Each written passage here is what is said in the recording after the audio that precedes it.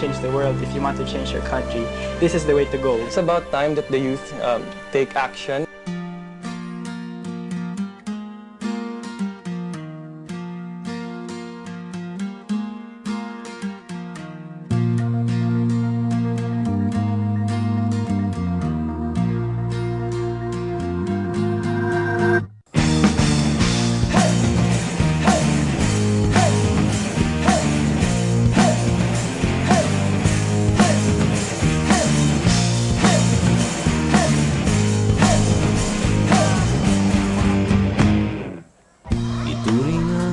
Sariling tagahawi ng ulap sa kalangitang kulimlim. Kampanang yayanig sa bawat nilalang, magigising ang lupang kulang sa dilig. Ikaw ang magsasabing kaya mo to, tulad ng isang tanglaw sa gitna ng bagyo.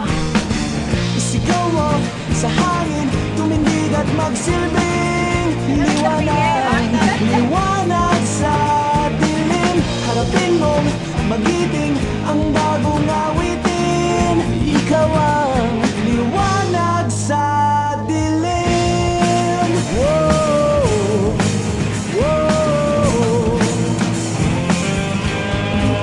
At sa paghamon mo sa agos ng ating kasaysayan, uukit ka ng bagong daan. Oh, oh. Ikaw ang maawit na kaya mo to, ang gitna ng gulo.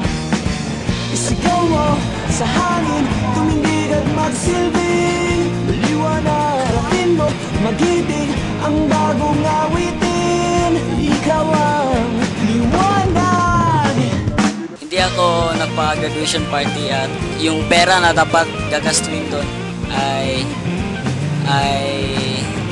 ginasto ko na lang dito sa pagpunta dito sa Build at Science.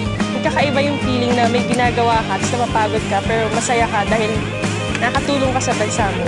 GK is the one thing that made me realize that it would be so hard for me to live my own personal dream when God has this entire dream for an entire nation and an entire world that is not yet accomplished. Sa pamamagitan nito, nakikita ko na may pag-asa pa talaga yung bansa natin. Saying that I believe in something, I believe in my country, and I want to make a difference in this world. And for me, it's really personal.